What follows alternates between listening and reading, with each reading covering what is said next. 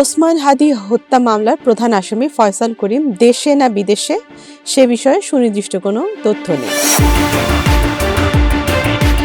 ইনকিলাব মঞ্চের আহ্বায়ক শহীদ শরীফ ওসমান বিন হাদি হত্যা মামলার প্রধান আসামি ফয়সাল করিম মাসুদের শেষ অবস্থান কোথায়, সে বিষয়ে কোনো তথ্য আইনশৃঙ্খলা রক্ষাকারী বাহিনীর কাছে নেই বলে জানিয়েছেন পুলিশের অতিরিক্ত মহাপরিদর্শক অপরাধ ও অপস খন্দকার রফিকুল ইসলাম। তিনি বলেন, ফয়সাল করিম বাংলাদেশের সীমান্ত পার হয়ে গেছেন কি না নাকি দেশে আছেন এ বিষয়েও সুনির্দিষ্ট তথ্য নেই।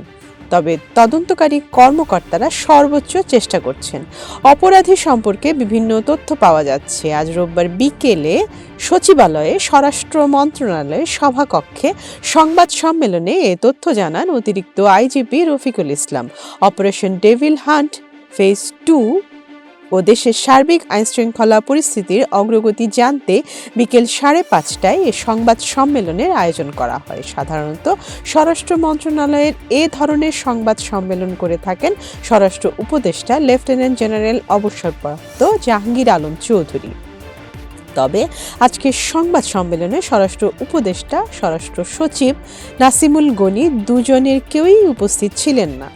শরীফ ওসমান বিন হাদির হত্যাকারীদের গ্রেপ্তারের বিষয়ে অগ্রগতি জানতে গতকাল শনিবার স্বরাষ্ট্র উপদেষ্টা ও প্রধান উপদেষ্টার বিশেষ সহকারী খোদা বক্স চৌধুরীকে 24 ঘন্টা সময় বেঁধে দেয় ইনকিলাব মঞ্চ। এই সময়ের মধ্যে জবাব দিতে না পারলে তাদের পদত্যাগ দাবি করে সংগঠনটি।